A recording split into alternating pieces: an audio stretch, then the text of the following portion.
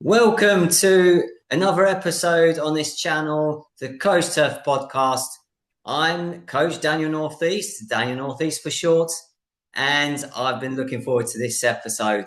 I really have, because today we're joined by a person who I personally have so much respect for. I met this person in 2017 in Warsaw, and it's the one, the only, Colin Reid. Hi, Colin. Hi Daniel, how are you? I'm absolutely fantastic. How's your day been? Been very busy. The sun's been shining again, which is nice. I think it's been the warmest day of the year, and I've had a meeting with an agency just talking about a few things. Yeah, be pleased to talk to the viewers and answer the questions you got lined up for me.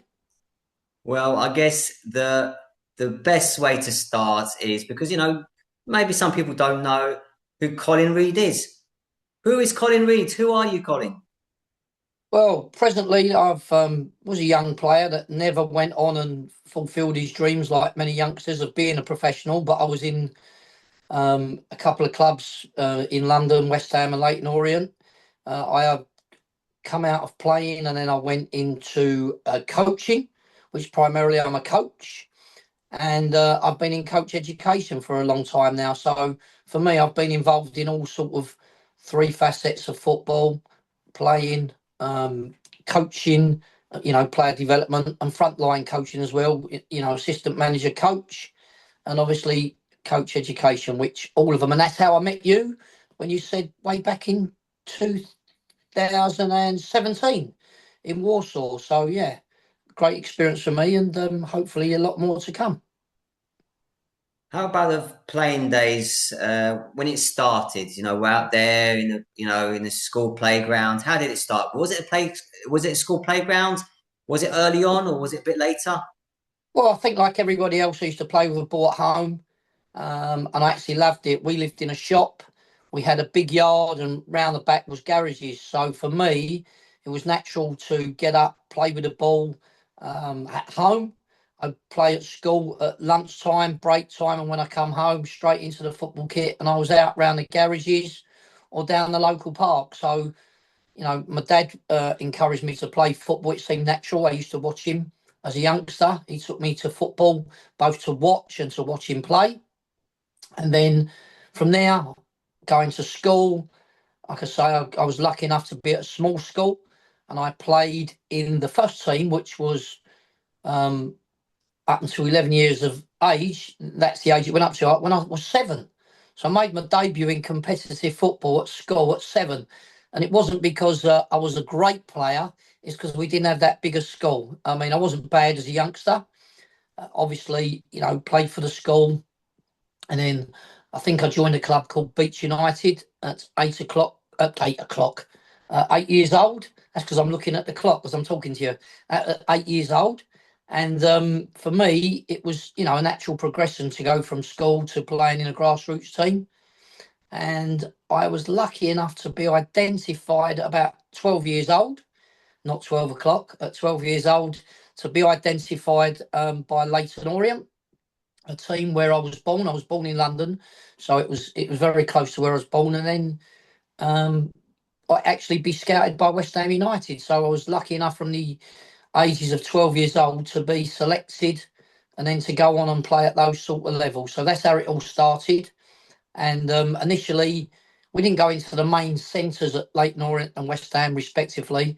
I don't think it's like today where you can sign at 9 years old.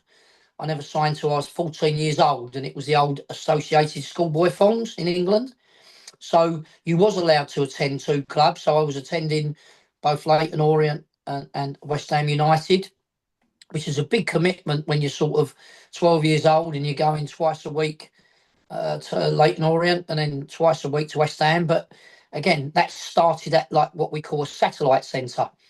So for West Ham, I was invited into a place in Chelmsford, in Essex, and then within a week or two, the coach, who was an old goalkeeper at West Ham United called Mervyn Day, sort of said, "No, this is not for you. We'll send you up to Leighton Orient." So that was really good. for me to be selected to go up and play with the main squad, if you like. And the same at West Ham. We used to go to a place called Tilbury, which isn't too far away. And my coach at the time was Pat Holland, who played for West Ham at the time. And he did the same. He sort of identified 3 or 4 of us and said, look, this is a satellite centre. Let's go up, take you up to Chadwell Heath, which was a training ground and still is to this day at West Ham. So for me, I was very honoured and privileged to, spend a combined total of 8 seasons at Leyton Orient and West Ham, respectively. You mentioned satellite centres. What was the satellite centre? Yeah, I think the satellite centre was as things went on and we had centres of excellence, you had the main centre where you would select, I suppose, the better players. But on the fringes, we had like satellite centres. So each club would probably have 3 or 4 satellite centres. So you could probably have 15 to 20 boys at each satellite centre. And then out of those, they would select a few. And from those satellite centres, you'd form a squad of supposedly the better players. So in them days, I was probably one of the better players at the early ages. So a satellite centre basically allows a club to have a few centres, and then in them respective areas, people can attend, and then from there, it gets a little bit more selective, and it goes from there. Now, you've mentioned a few places that you played there. Is there like a place that really stands out that when you look back at that time, that are really, really fond memories? It was all fond memories. You imagine a youngster that wanted to be a footballer, and then suddenly you're scouted. And I can remember playing against my Sunday team, my grassroots team, was playing on Hackney Marshes. Hackney Marshes is a really famous place in East London. At the time, it had about 120 pitches on it. We got invited to play on the 3G, or it was the old AstroTurf at the time, on a Friday night. I remember it vividly. And after the game, the scout, we beat Leyton Orient at the time. And then I think there was about 5 or 6 of us then was selected to go to the satellite centre, which was in Essex. But being a local boy originally and being born in East London, Leyton Orient was my local club, along with a big club, Tottenham Hotspur. So for me to get the opportunity to say, look, we like what we saw tonight. Can you come into our centre at Chelmsford? And I moved out of London by then, or my family had. So for me to be scouted, if you like, by Leyton Orient was fantastic. And then very soon after that, I was scouted by West Ham United. So West Ham United was a big club. At the time, we didn't have the Premier League. We had Division 1, Division 2, Division 3 and 4. And West Ham United were in the first division, equivalent to the Premier League nowadays. And Leyton Orient were in the second division, which would be equivalent to the Championship. So as a youngster, it was a fantastic experience for me, and I was lucky enough to go on and play with some really decent players, and I had some great experience playing before that day come when, I realised that I wasn't going to make it as a professional footballer, and hence went into coaching. So, but no, all fantastic memories, playing on some good pitches, playing at some great places, playing with some great players, and it was a fantastic experience. It was busy for my parents because obviously twice a week we was up to West Ham, and twice a week was up to Leyton Orient. So you imagine a youngster who'd not long joined senior school, and then every night coming home, you got your homework, and then you're having to go to football, which was your dream. So for me, it was a dream come true, and it was just a shame in the end that I didn't go on to make it at the very highest level. But what will be, as they say. And then that's what led me to go into coaching. And what was it? What was that moment where you realised that actually you won't make it as a player, and then you went into coaching? What made that decision for Well, you? that moment never came till obviously 18, 19. However, on the way, you realise that you're up against it. So, you play at school and you're probably one of the better players at school, and in your area or your club team, your grassroots team, you're one of the better players. And then you go with the big boys. And all of a sudden, like you say, when you are with the big boys, you suddenly realise, whoa, hold on, I thought I was good. And then you get into that next level and you're like, yeah, this is tough. The physicality of it, it was a much more physical game back in the day. And for me, being very small and light, particularly at that age, you had to deal with, playing quickly and knowing your pass. So you coped with it. But then you got that little bit older, 15, 16, and it got physical. And then, even more physical as you at that level. And then for me, you think, hold on.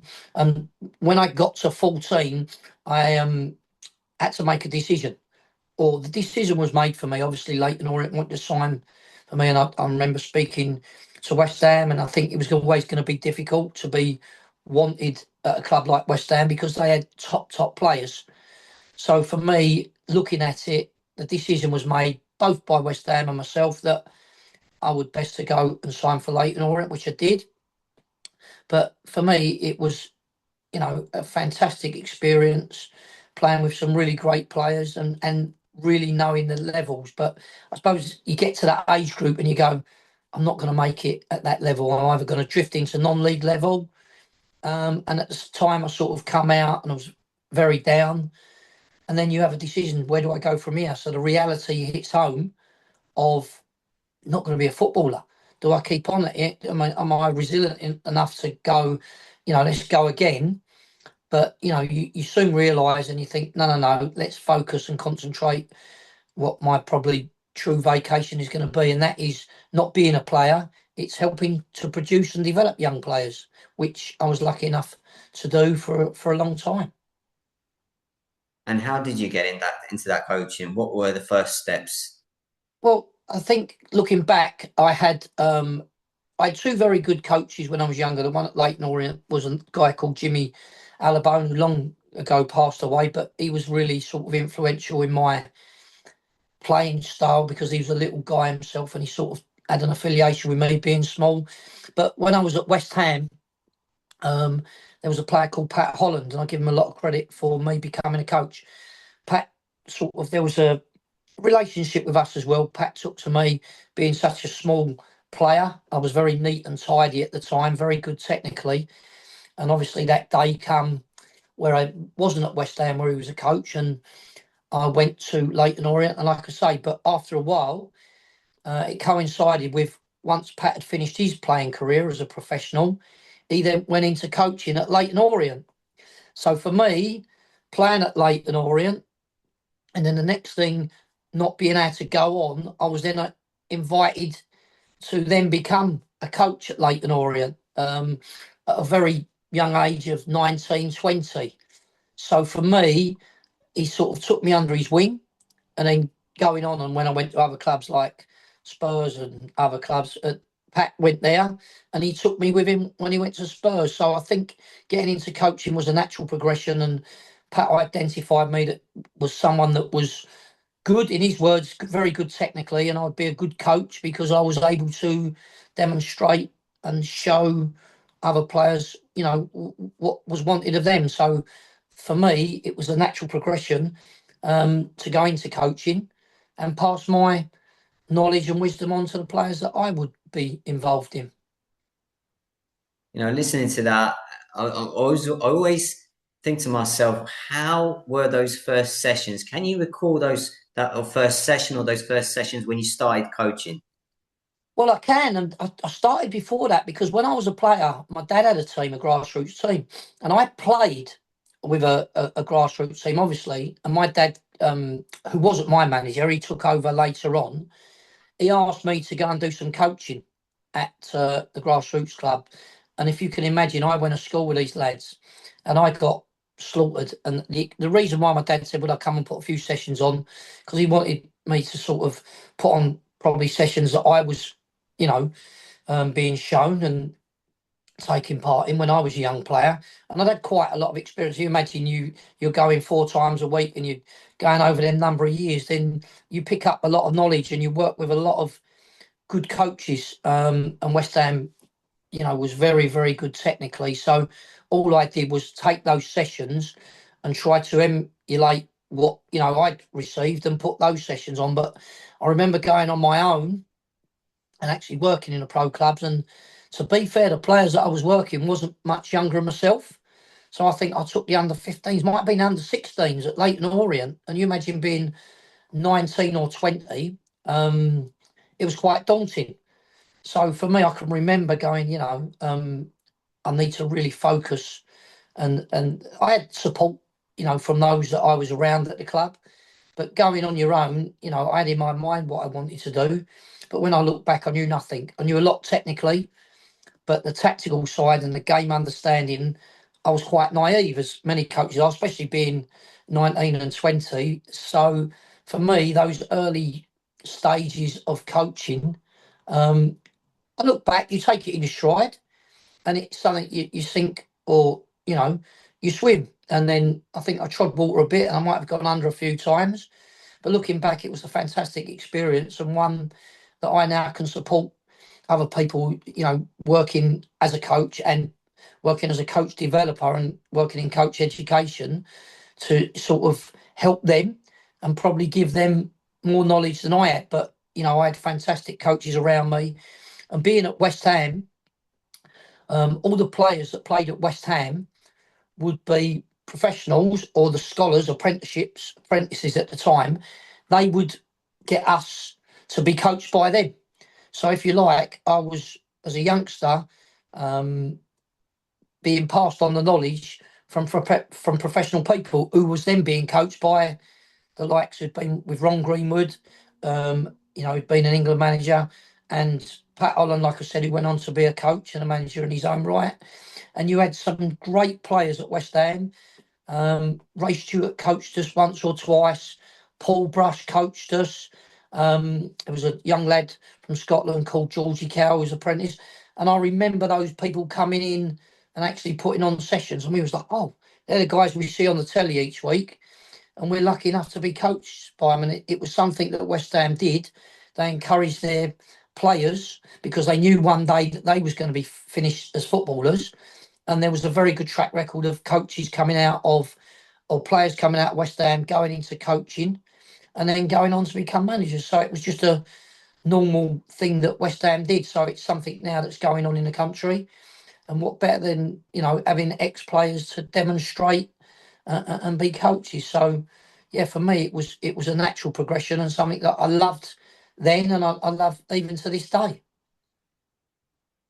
So you've been coaching for a while now. You've mentioned how it started. We could probably talk about this in more detail, probably in a next episode or two. But like in general, what makes a good coach, in your opinion?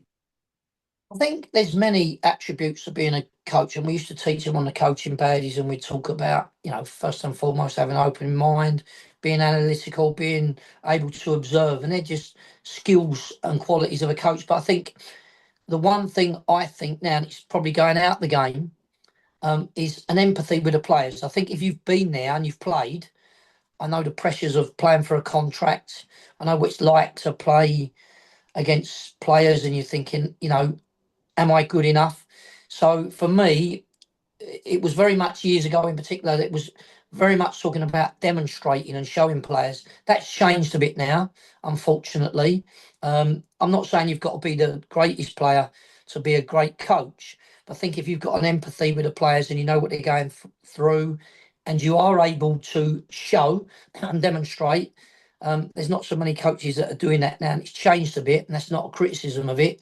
But people like myself who wasn't good enough to play wanted to put something back into the game. So there's lots of qualities that you need. And I was very fortunate enough to be around football people. So people would take me and say, look, come and watch me work. And which I've done as I've got older and said, look, come and watch me work, have a little look, and I'll sort of help you and mentor you where you can. So I had a lot of support from some great people, but in particular, like I say, Pat Holland, who was, my idol as a youngster, and as was Jimmy Alabone, because there was an affinity with them, an understanding, and relationships were filmed with your family as well. And for me, going back to that, I think if you've played, you've been around it, and then all of a sudden you're working with those boys who are in that same want that same dream as you to become a footballer, I think you can help them. particularly those that are not going to probably go on. You can support those that do go on, but if you haven't been a top player, that's hard to put yourself in that mindset. But most of the players that work in academies or even at grassroots level, they're not going to go on. So you've got an empathy with them and you know the things they're coming up against. But for me, tactical understanding you develop when you've been in the game. And then we talk about the psychological and the social corners, which are really important in, having a good network of people around you to support you. So, I think the greatest thing that I was identified was because I had good technical ability. I was very outgoing and enthusiastic, and I just loved the game. I really loved the game. I still love the game to this day. So for me, it was a natural progression, and one, like I said, that I was supported with, and I do the same with others now. You mentioned a couple of coaches there. Is there anyone else that, when you think back, that that kind of coaching, yeah, that stands out? I think there's so many, and I did a podcast the other day in this country, and it was over 2.25 hours, and I tried to mention everybody, and then when I got back from the podcast and I'd written them all down to be ready for it, there was so many. So I had many different influences, whether it be as a player, as a coach, and then as a coach developer and educator. So in terms of playing, I mentioned Pat, I mentioned Jimmy Alabone. In terms of going on, in terms of coach education or being around football people, there was Jeff Pike, who played at West Ham with Patsy back in the day. I look at people like Les Reid, who was a technical director for England, who then had a little brief spell as a manager at Charlton Athletic. When I played, or when I went into coaching at Leyton Orient, Jeff Pike was around, as was Les Reid, and Les Reid knew that I was into coaching, so he sort of mentored me, and he was one of the 6 regional coach developers in the country. There was only 6 then, and I was lucky enough. Our training ground at Leyton Orient was where Les spent a lot of time. So for me, I was around top people. Johnny Cartwright was someone that I coached in, and John Cartwright was another technical director who was the head of England and managed the schoolboys at Lily Shaw. And I'm lucky enough as time went on to be around John McDermott, who's the current technical director. And we worked together, and I can remember working with John at the FA, meeting him up north. Really good introduction to him, but that's for another time. And then when I was out of work, I got invited in to Spurs by Chris Ramsey. So people like Chris Ramsey. In terms of coach education, a guy called Steve Rutter, highly respected in the game.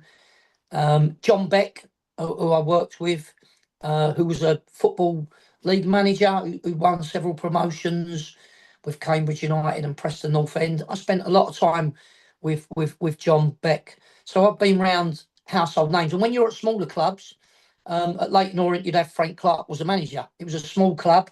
So Frank had played under Brian Clough, and I was a young coach, and you'd be invited in to listen to, Bernie Dixon, God rest his soul, was a scout. And these people were very influential in my career growing up. They knew everybody. They'd been around non-league football. They'd got into pro football. There wasn't a player they didn't know. And another guy, Steve Shorey, who was a scout. So I'd been round, and then you go into West Ham, and people like, going into Charlton, there was Alan Kirbishley, Steve Gritt, who I was only there for a year, but, I'd watch them on the training ground because, you'd go in with John Cartwright, and then all of a sudden you're going into clubs like Tottenham Hotspurs, and then you've got people. I think they went for about 4 or 5 managers in the time I was there, from Jerry Francis to Christian Gross. And then Ozzy Ardiles was a hero of mine. And I can remember Pat introducing me to Ozzy Ardiles at the training ground at Millwall. And, legend, World Cup winner, absolutely fantastic players who would have the time of day for you. I'm not saying you spent loads of time with them, but the fact that you was introduced them to them, and then Bill Nicholson at Spurs, when I got introduced to Bill Nicholson at Spurs, who's an absolute legend to any Spurs fan.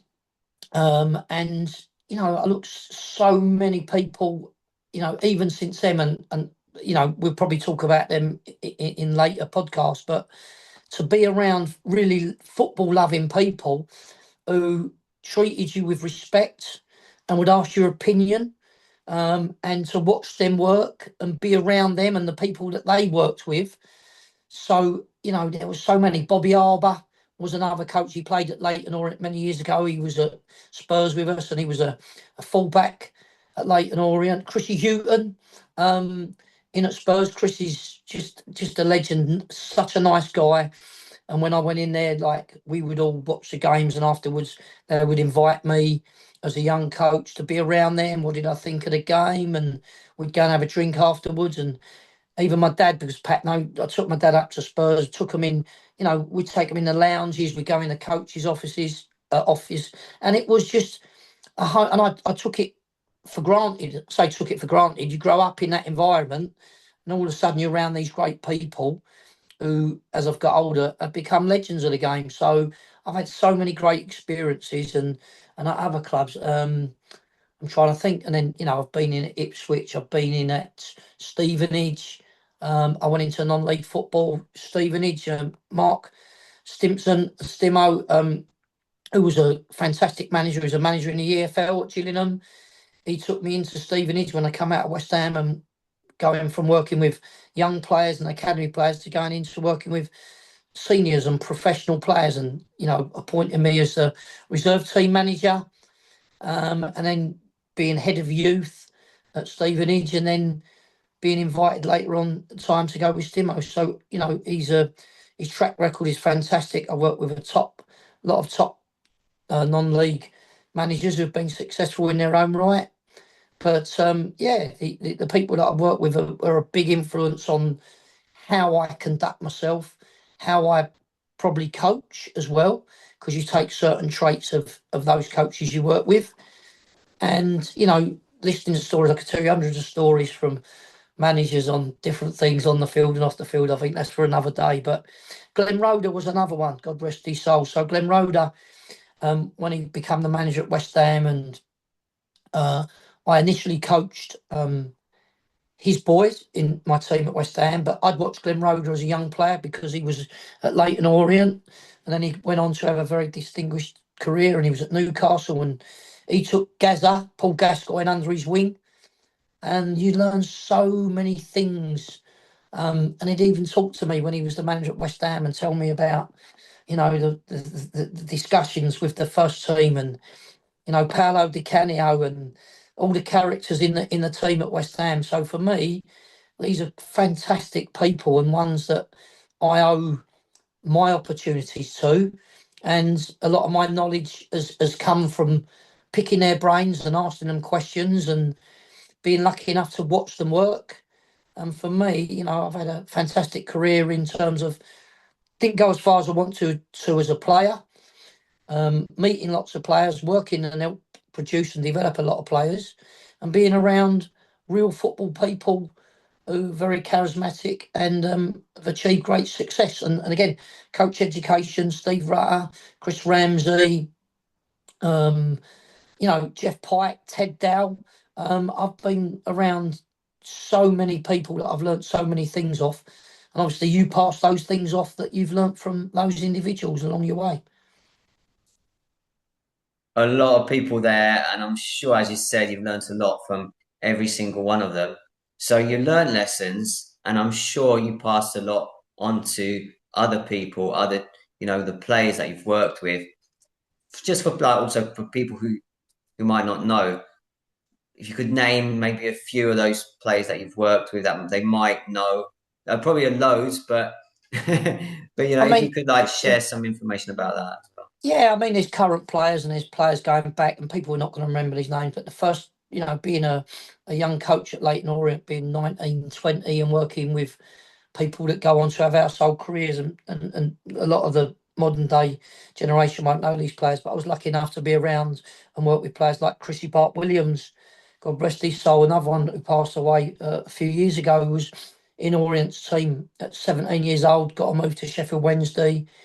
Darren Purse, Adi Akinbaye, these are names that you won't even know. Fantastic people. And then I was lucky enough to go into Charlton Athletic, and I had the privilege of working with a guy called Kevin Lisby, whose son's now playing. Kevin Nichols, Paul Terry, John Terry's brother. There was so many players. Scotty Parker. I was around Scotty Parker. Scotty was at Charlton, and he was probably 3 or 4 years younger than them. He was 12, and they would put him up with the 14s and 15s.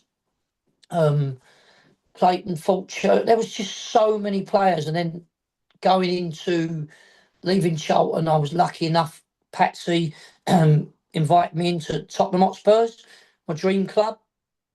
I'd spent 7 years at Leyton Orient coaching and being around some very, very good players. And Johnny Sitton's another one I've got to mention. John Sitton was someone I did my full badge with. Got a bad press years ago, but honestly, what a fantastic character. Played in the Chelsea first team, I think, at 17. I'm lucky enough to spend time with him. And then he became the Leyton Orient manager.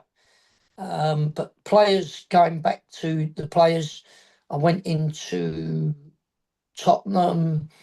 Then I could remember, and you couldn't believe this as a first team. Ledley King, who I'd worked with for a few years at Leyton Orient, because back in the day you didn't get assigned one team, you'd coach all the different age groups. I think even now people would know Ledley King. I did have Jermaine Defoe at Charlton, and I saw Jermaine the other day actually. He's now a manager, and I stayed.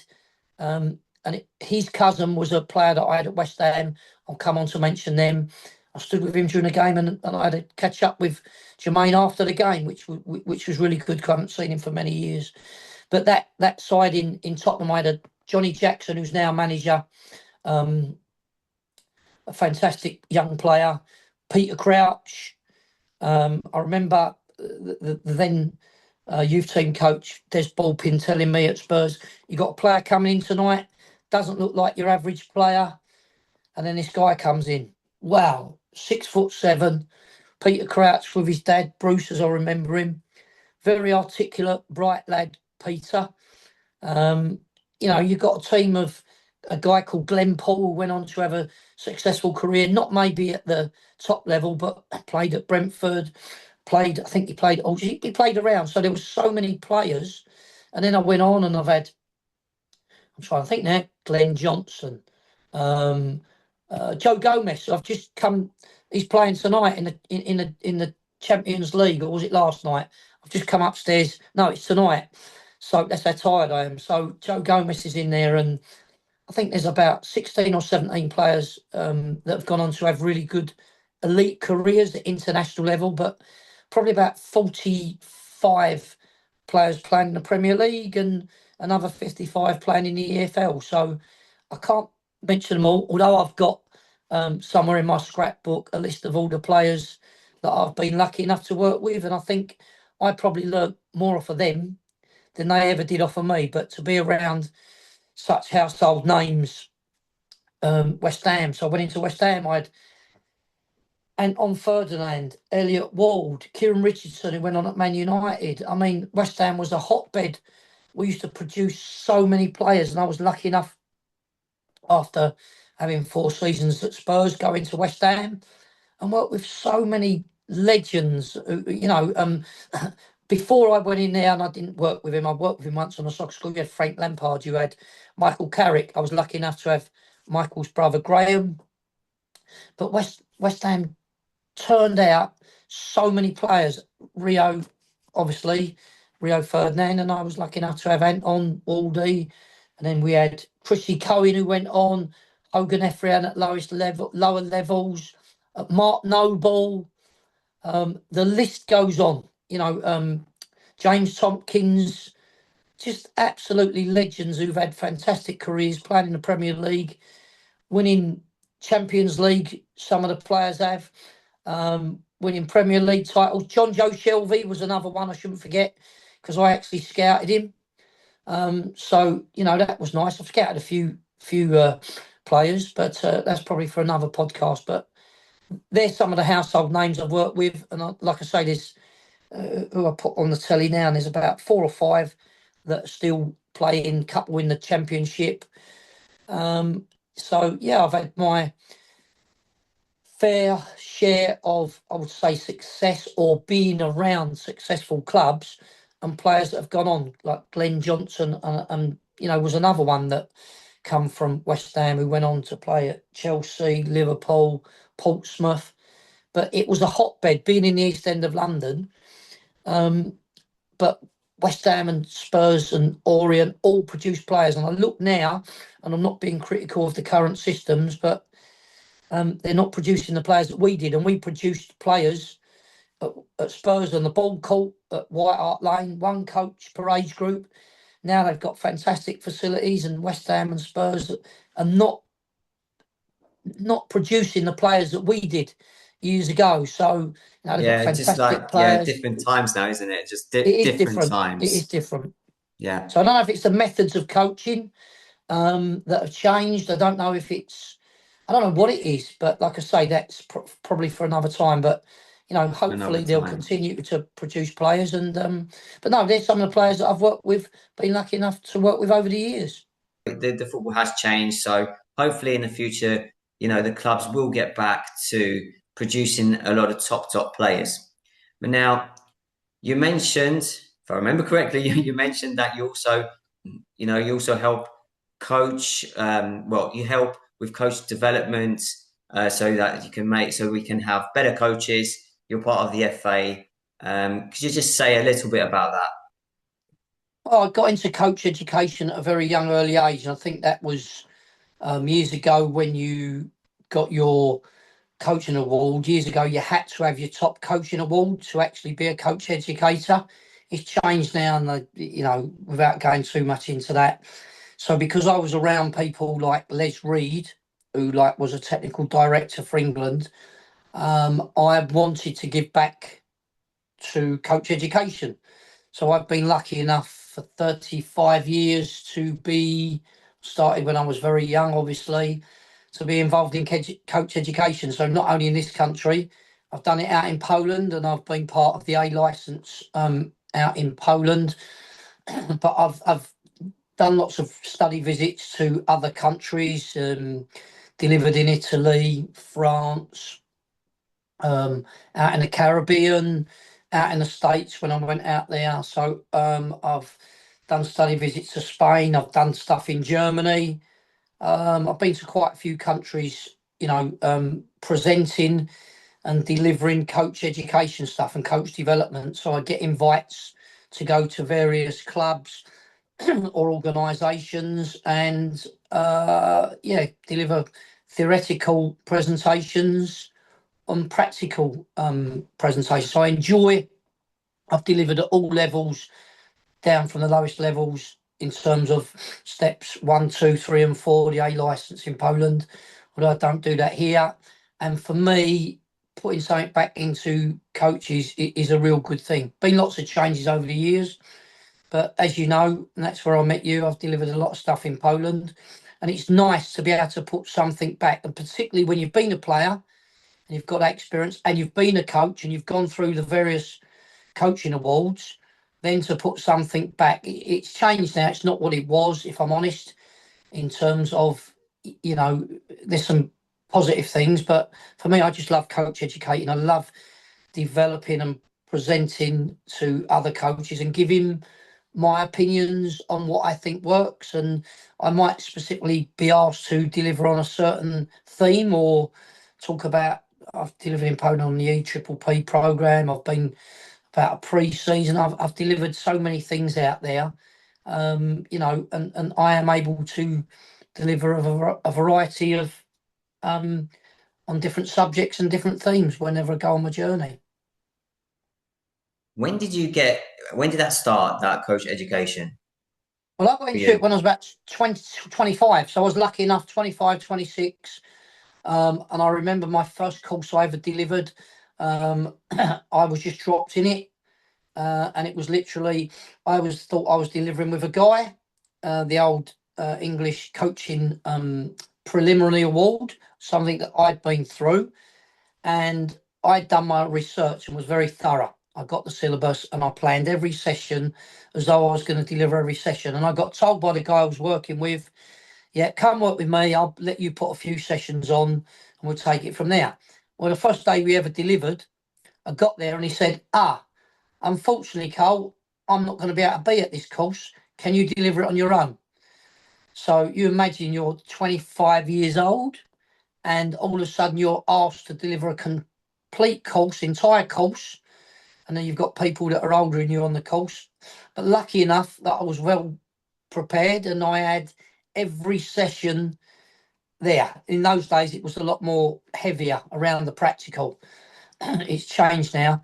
So for me, getting into it at 25, and then it was a natural progression, and then we had the B license and getting mentored to deliver that, and then, going to deliver the A license in Poland, and I've delivered the International Coaching Award at St George's Park here. And coach education for me is a fantastic opportunity to put something back into the game. But not only that, it's an honour and a privilege to be able to coach coaches wherever I'm invited, and I still love it to this day. This is something that we could definitely return to in future podcasts.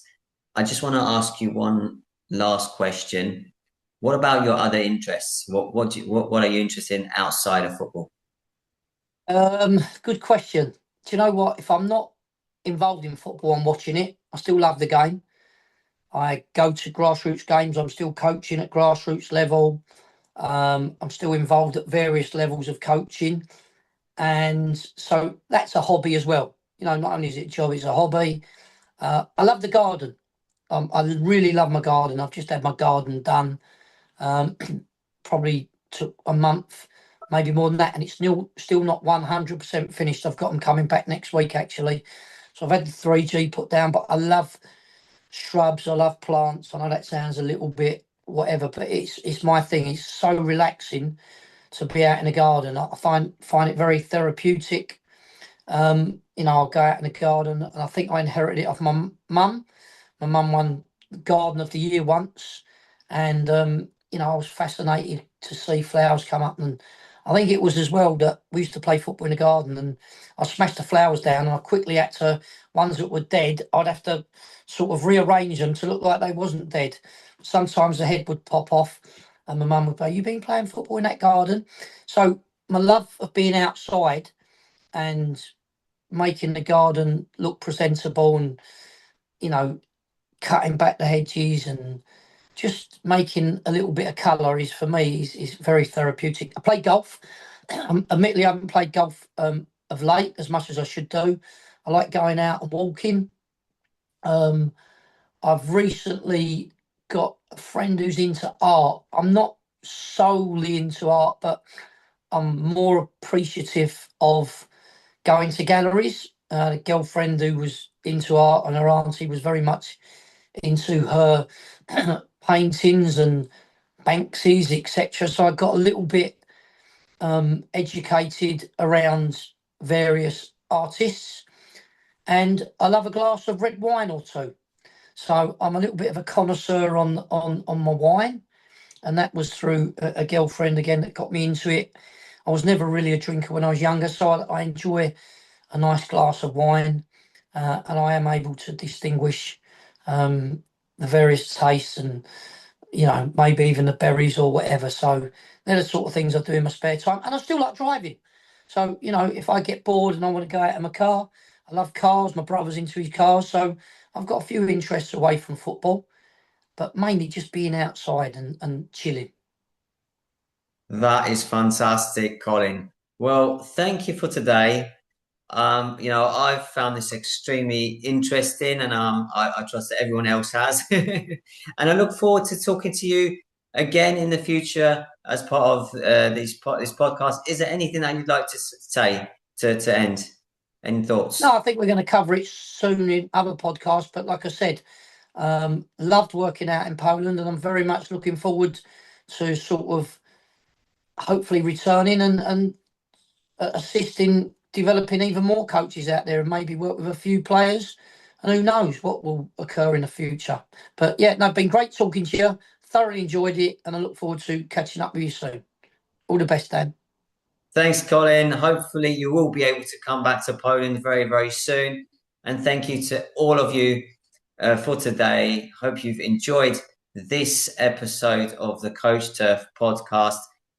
As always, feel free to subscribe, like, comment, and share. Notification bell to always stay up to date with everything that's part of this channel. And hope to come back. We hope to come back with more episodes very soon. Take care. All the very best. And let's enjoy the footy. Cheers, guys. Bye.